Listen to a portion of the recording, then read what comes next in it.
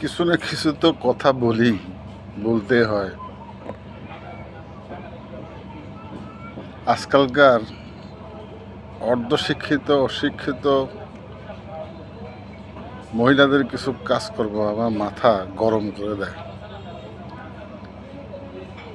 এর মধ্যে একটু কষ্টের বিষয় আসলেই প্যারা লাগে বলতে থাকে। একটু হালকা বোধ হলেই নিজেদেরকে চিল ভাবে, আর নিজের সোনাময়দেরকে সুন্দর সুন্দর নামে না ডেকে বেবি বলে ডাকতে তারা পছন্দ করে। আরও কত কি নাটক, শয়তানের হাড্ডি গুড্ডি, বদমাসের খেসারত, ভণ্ডামি ছাড়া এগুলি আর কি। এগুলি দেখে দেমাগ ঠিক থাকে না।